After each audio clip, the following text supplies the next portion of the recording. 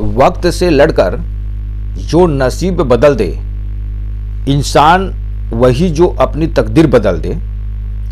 कल क्या होगा कभी मत सोचो, क्या पता कल वक्त खुद अपनी तस्वीर बदल दे। सभी लोगों को नमस्कार। सर्वप्रथम सभी छात्र एवं छात्राओं को ओपी सर जी के चैनल में स्वागत एवं अभिनंदन करता हूं। आज वीकली करंट अफेयर्स क्यूज में इस हफ्ते के महत्वपूर्ण प्रश्नों का समावेश किया गया है जो परीक्षा के लिए उपयोगी है। अब वीडियो के अंत में एक प्रश्न आप लोगों से पूछा जाएगा, साथ ही आप लोगों का रिवीजन भी करवाया जाएगा। अब हम डेस्कटॉप पर चल रहे हैं। प्रश्न है, पहला प्रश्न है आज का कि दक्षिण अफ्रीका महाद्वीप में कुल कितने देश हैं। तो इसमें ऑप्शन नंबर ये दिया है 54, 50, 52 और 48। तो इसका उत्तर होगा ऑप्शन नंबर ए 54। दक्षिण अफ्रीका में कुल 54 देश हैं। एशिया के बाद अफ्रीका विश्व का सबसे अधिक आबादी वाला महाद्वीप है। अफ्रीकी देशों की कुल जनसंख्या लगभग 1.37 अरब है, जो विश्व की जनसंख्या का 16.72% है। यह विश्व का दूसरा सबसे बड़ा महाद्वीप है। इस महाद्वीप का क्षेत्रफल 30.37 मिलियन वर्ग किलोमीटर है, जो पृथ्वी के कुल भूमि क्षेत्र का लगभग 20% है। अफ्रीकी महाद्वीप में 54 देश हैं जिनकी अलग अलग राजधानियां हैं। इन देशों की अपनी मुद्राएं भी हैं। अभी यह देश इसलिए चर्चित रहा कि यहाँ भूखमरी क्यों पड़ा, सूखे के कारण। यानी दक्षिण अफ्रीका में गंभीर सूखे के कारण जिम्बाब्वे, जाम्बिया और मालवे में आपदा की स्थिति उत्पन्न हो गई है। तो यहाँ के जो राष्ट्रपति हैं मान गंगवा ने भोजन की गंभीर संकट को देखते हुए पूरे दक्षिण अफ्रीका में भयंकर सूखा के कारण आपदा की स्थिति घोषित कर दी है। ऐसा क्यों हुआ है? तो ऐसा इसलिए हुआ है कि यह क्षेत्र अल नीनो से प्रभावित है, जिससे यहां कम वर्षा हुई और जिससे देश का 80% से अधिक हिस्सा प्रभावित हुआ। और जलवायु परिवर्तन के कारण बढ़े हुए सूखे के कारण पूरे क्षेत्र में भोजन की गंभीर कमी के कारण मानवीय संकट पैदा हो गया है। इसलिए यहां आपदा की घोषणा की गई है। कहां कहां? जिम्बाब्वे, जाम्बिया और मालवे में। अब अगला प्रश्न है दूसरा प्रश्न है,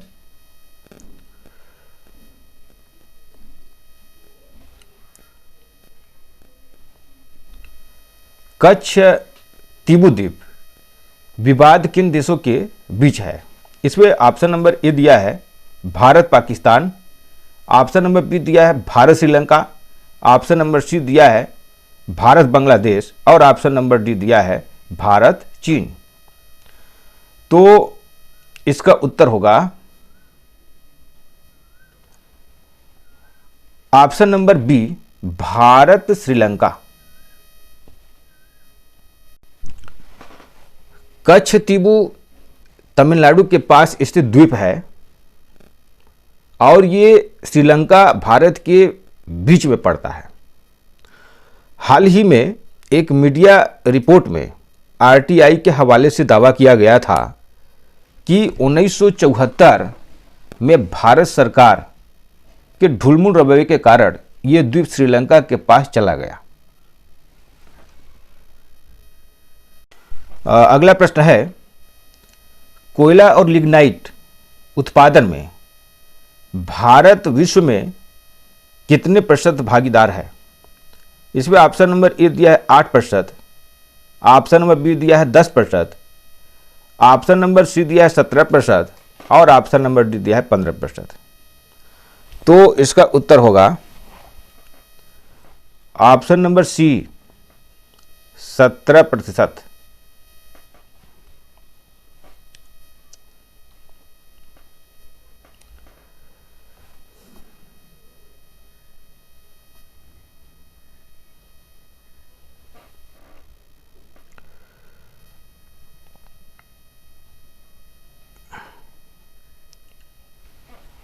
इसका उत्तर 17% है। 2023-24 में पहली बार भारत को कोयला और लिग्नाइट उत्पादन 1 अरब टन को पार कर गया है। आधिकारिक आंकड़ों के अनुसार वित्त वर्ष 2022-23 में भारत का कुल कोयला और लिग्नाइट उत्पादन 93.7 करोड़ टन था। कोयला और लिग्नाइट दोनों ही कार्बन प्रोडक्ट है।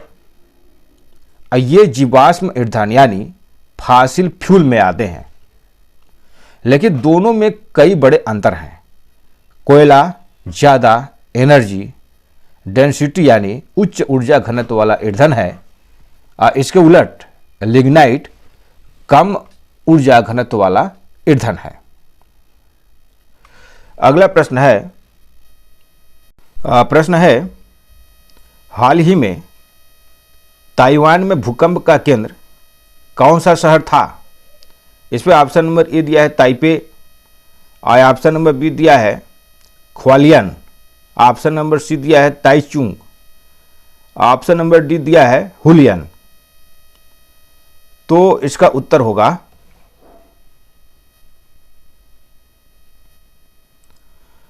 Option number D Julian.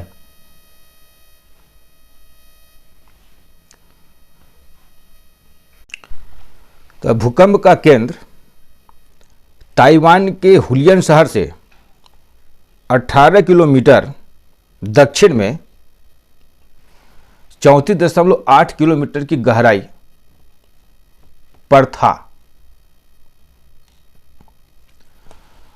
संयुक्त राज्य भूवैज्ञानिक सर्वेक्षण के अनुसार पहले माना गया था कि रिएक्टर पैमाने पर भूकंप की तीव्रता 7.4 थी, लेकिन बाद में इसे संशोधित करके 7.7 तीव्रता कर दिया गया। भूकंप का केंद्र ताइवान के हुलियन शहर से 18 किलोमीटर दक्षिण में 34.8 किलोमीटर की गहराई पर था। जापान के मौसम एजेंसी ने भी इसकी तीव्रता 7.5 बताई थी। ताइवान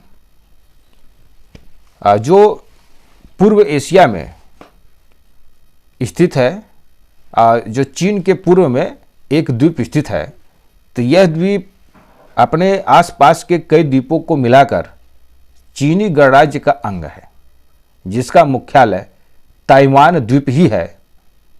इस कारण प्रायः ताइवान का अर्थ चीनी गणराज्य से भी लगाया जाता है। यहाँ की सांस्कृतिक दृष्टि से यह चीन का अंग ही रहा है, लेकिन इसकी स्वायत्तता तथा स्वतंत्रता से लेकर चीन गणराज्य के प्रशासन से विवाद रहा है। यहाँ यानी ताइवान में आम की खेती 400 से अधिक वर्षों से भी यहाँ की जा रही है। अब पिछले 50 वर्षों में यह आम के खेती में इसका विश्व में वर्चस्व रहा है। तो अगला प्रश्न है नाटो की स्थापना कब हुई? तो इसमें ऑप्शन नंबर ए दिया है 1 जनवरी 1995, और ऑप्शन नंबर बी दिया है सितंबर 1960, और ऑप्शन नंबर सी दिया है 4 अप्रैल 1949, और ऑप्शन नंबर डी दिया है 26 जुलाई 1947। तो इसका उत्तर होगा ऑप्शन नंबर सी 4 अप्रैल 1949।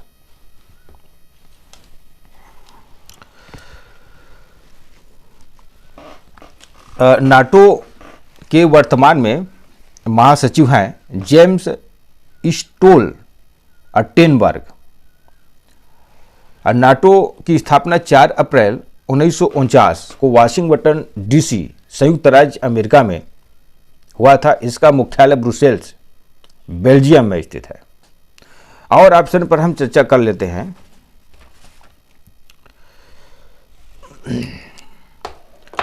जैसे ऑप्शन नंबर ए है 1 जनवरी 1995। 1 जनवरी 1995 को विश्व व्यापार संगठन की स्थापना की गई थी। सितंबर 1960 में ओपेक जो इराक में स्थित है उसकी स्थापना की गई थी। और 26 जुलाई 1947 को संयुक्त राज्य रक्षा विभाग की स्थापना की गई है। अगला प्रश्न है, अगले प्रश्न में जाने से पहले नाटो के बारे में कुछ और बता देना चाहते हैं कि नाटो की स्थापना मूल रूप से संयुक्त राज्य अमेरिका, कनाडा और कई पश्चिमी यूरोपीय देशों सहित 12 देशों द्वारा की गई थी। तो पिछले साल दशकों में नाटो की सदस्यता लगभग 3 गुना बढ़ गई है। अब 30 देश गठबंधन का हिस्सा है और हाल ही में फिनलैंड अप्रैल 2023 में 31वां सदस्य बना था और स्वीडन को भी 32वें सदस्य के रूप में स्वीकार किया गया और हंगरी इसके परिग्रहण की पुष्टि की प्रक्रिया भी बाकी है। अब हम अगले प्रश्न की ओर चल रहे हैं। प्रश्न है, हाल ही में पुरातात्विक उत्खनन में 5200 वर्ष पुरानी हड़प्पा बस्ती की खोज हुई। इसमें ऑप्शन नंबर ए दिया है गुजरात, ऑप्शन नंबर बी दिया Madhya Pradesh, option number C दिया छत्तीसगढ़ और ऑप्शन नंबर डी दिया राजस्थान। तो इसका उत्तर होगा ऑप्शन नंबर ए गुजरात। तो केरल विश्वविद्यालय के पुरातात्विक ने विभिन्न संस्थानों के सहयोग से गुजरात के पड़ता बेट में एक महत्वपूर्ण हड़प्पा बस्ती का पता लगाया। तो केरल विश्वविद्यालय और विभिन्न अन्य संस्थाओं के शोधकर्ताओं के सहयोग से पुरातात्विक उत्खनन से गुजरात के कच्छ जिले के खटिया गांव के पास पड़ता बेट में 5200 वर्ष पुरानी हड़प्पा बस्ती का पता चला है। केरल विश्वविद्यालय के पुरातत्व विभाग के सहायक प्रोफेसर अभयन जी एस और राजेश एस बी के नेतृत्व में यह अभियान चलाया गया था। तो अगला प्रश्न है राष्ट्रीय डेयरी विकास बोर्ड के अध्यक्ष के रूप में चुना गया। इसमें ऑप्शन नंबर ए दिया है Rakesh Mohan, option number B दिया है मनीषा, ऑप्शन नंबर सी दिया है Minesh Shah, option number D दिया है संदीप जैन। तो इसका उत्तर होगा option number C Minesh Shah. सर्वप्रथम ये राष्ट्रीय डेयरी विकास NCDFI की स्थापना वर्ष 1970 में राष्ट्रीय स्तर की शीर्ष डेयरी सहकारी संस्था के रूप में इसकी स्थापना हुई थी, जिसमें दूध और दूध उत्पादकों की संस्थागत बिक्री, आनुवांशिक सुधार, स्मार्ट डेयरी समाधान और अन्य विकास गतिविधियों में यह बोर्ड लगा हुआ है। तो राष्ट्रीय डेयरी विकास बोर्ड NDDB के प्रमुख मिनेश शाह को सर्वसम्मति से national cooperative dairy federation of India limited का चेयरमैन चुन लिया गया है जिसमें निर्देशक मंडल के 8 निदेशकों को भी निर्विरोध चुन लिया गया है।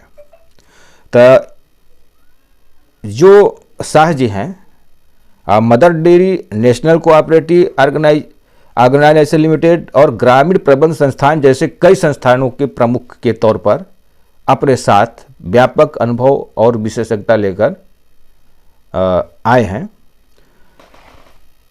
अब अगला प्रश्न है हाल ही में युवाओं को मतदान के लिए प्रेरित करने के लिए निर्वाचन आयोग ने किसे शामिल किया है? तो इसमें ऑप्शन नंबर ए है Ayushmann Khurana, option number B है Mahendra Singh Dhoni, option number C है रणबीर कपूर और ऑप्शन नंबर डी है कोई नहीं। तो इसका उत्तर होगा option number A Ayushmann Khurrana. सर्वप्रथम निर्वाचन आयोग के बारे में थोड़ा चर्चा कर लेते हैं, जो परीक्षा में यह प्रश्न पूछा जाता है। तो भारत निर्वाचन आयोग का गठन 25 जनवरी 1950 की स्थापना हुई थी। इसका मुख्यालय नई दिल्ली में है और वर्तमान में मुख्य चुनाव आयुक्त राजीव कुमार हैं। तो राजीव कुमार, ठीक, तो भारत ने चुनाव आयोग यानी ECI ने आगामी लोकसभा चुनाव में युवाओं को अपने मताधिकार का प्रयोग करने के लिए प्रोत्साहित करने के लिए लोकप्रिय अभिनेता आयुष्मान खुराना को शामिल किया है। आयुष्मान खुराना ये 39 वर्षीय अभिनेता ECI के अभियान वीडियो में शामिल हैं, जो युवाओं से आगामी चुनाव में मतदान करने का आग्रह कर रहे हैं। अगला प्रश्न है बिंदिया रानी देवी किस खेल से संबंधित है? इसमें ऑप्शन नंबर ए दिया है शतरंज, ऑप्शन नंबर बी दिया है क्रिकेट, ऑप्शन नंबर सी दिया है भारोत्तोलन और ऑप्शन नंबर डी दिया है गोल्फ। तो इसका उत्तर होगा ऑप्शन नंबर सी भारोत्तोलन। बिंदिया रानी विश्व कप 2024 जो 31 मार्च से 11 अप्रैल 2024 तक फुकेत थाईलैंड में आयोजित किया गया था। तो इस कार्यक्रम यानी अंतर्राष्ट्रीय भारोत्तोलन महासंघ द्वारा आयोजित किया गया था। तो थाईलैंड में इन्होंने भारोत्तोलन में बिंदिया रानी ने कांस्य पदक जीता। यह 25 वर्षीय भारतीय भारोत्तोलक बिंदिया रानी देवी ने 55 किलोग्राम वर्ग में प्रतिस्पर्धा की और कांस्य पदक जीता। इन्होंने 196 किलोग्राम वजन उठाया।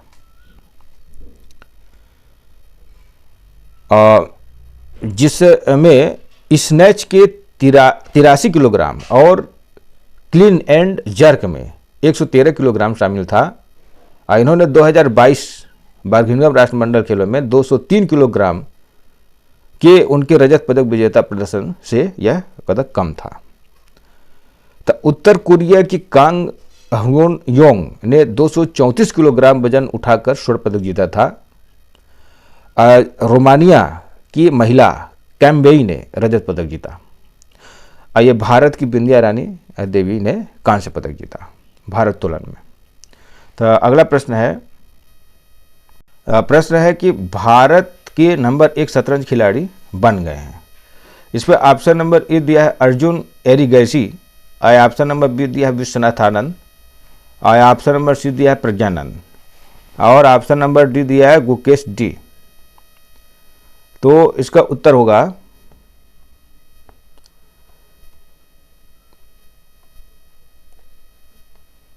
ऑप्शन नंबर ए अर्जुन एरिगैसी।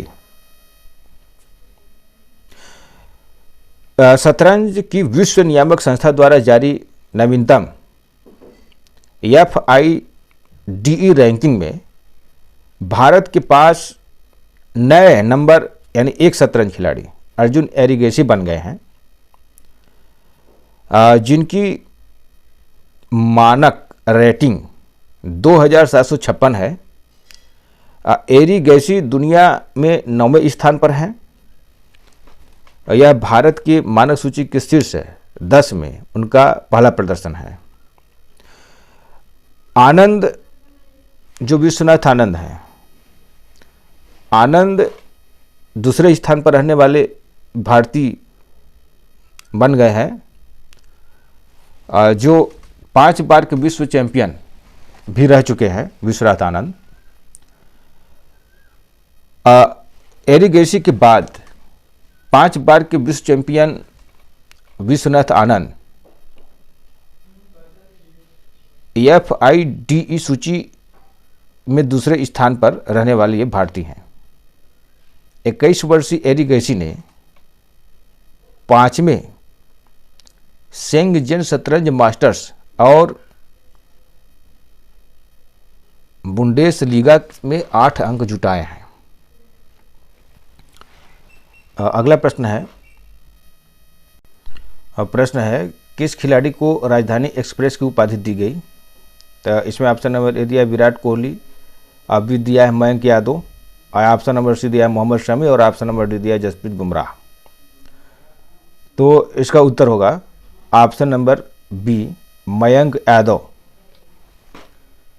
मौजूदा समय के दिग्गज हिंदी कमेंटेटर आकाश चोपड़ा ने मयंक यादव की गेंदबाजी देखते हुए उन्होंने कमेंट्री के दौरान राजधानी एक्सप्रेस का नाम दिया।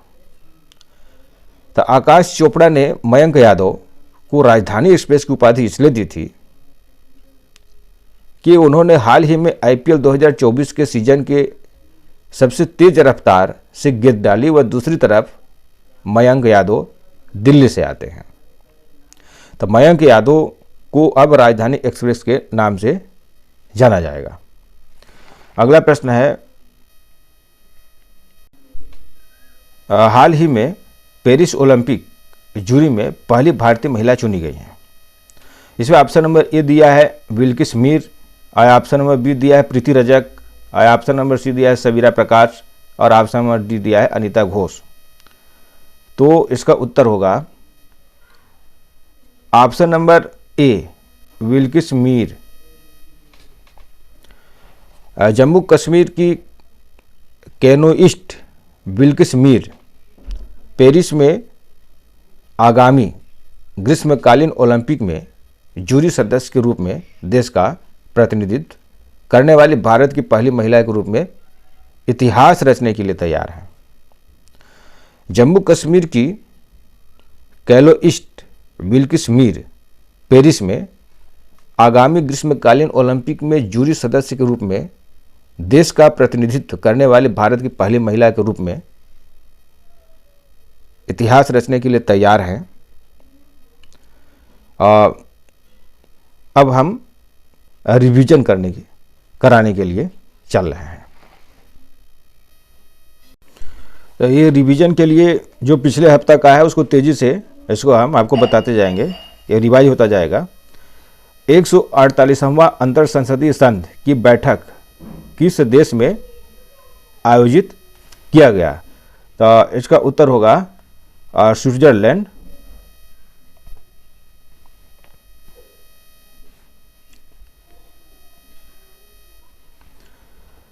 अगला प्रश्न है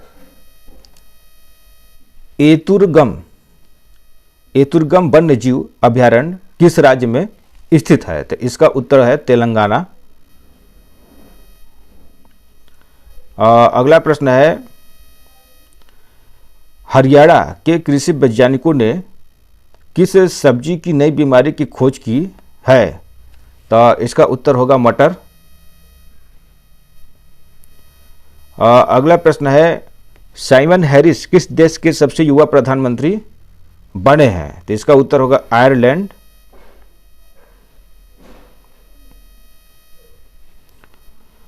अगला प्रश्न है हाल ही में किस पड़ोसी देशों को भारत 500 करोड़ रुपए की दूसरी किस्त जारी की? तो इसका उत्तर होगा ऑप्शन नंबर बी भूटान। अगला प्रश्न है अदानी कंपनी द्वारा मेगा कॉपर प्लांट का शुभारंभ किया गया वह कहाँ स्थित है? तो इसका उत्तर होगा गुजरात। अगला प्रश्न है, हुरन ग्लोबल रिच लिस्ट 2024 के अनुसार एशिया का कौन सा शहर billionaire capital of the Asia बन गया है? तो इसका उत्तर होगा option number C, Mumbai. Lok Sabha चुनाव 2024 के लिए भारतीय निर्वाचन आयोग ने दिव्यांगों के लिए कौन सा ऐप लॉन्च किया है? तो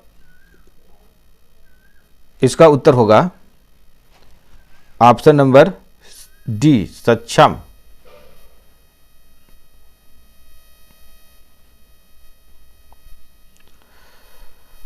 अगला प्रश्न है, निम्न में से कौन सा उत्सव ईसा मसीह के बलिदान दिवस के रूप में मनाया जाता है? तो इसका उत्तर होगा गुड फ्राइडे।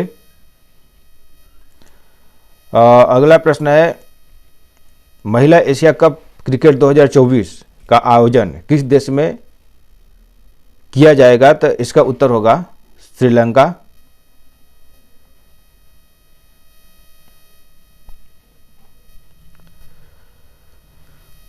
प्रश्न नंबर 11, एवरेडी बैटरी का ब्रांड एम्बेसडर बनाया गया, तो इसका उत्तर होगा नीरज चोपड़ा।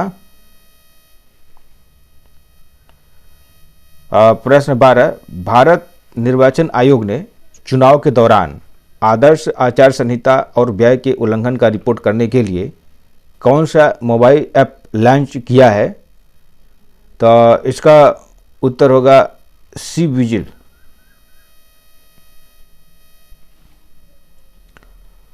तो इस तरह से ये पिछले हफ्ते का रिवीजन था और अगले कुछ दिनों में यानी 2 दिन बाद सामान्य अध्ययन का भी सीरीज प्रारंभ किए हैं, उसमें भी आप लोग जुड़ सकते हैं। आज का प्रश्न यहीं तक। यदि यह श्रृंखला आपको पसंद आया है तो लाइक, कमेंट, शेयर और प्रश्नों के बारे में भी कुछ कमेंट अवश्य करें। धन्यवाद। जय हिंद, जय भारत।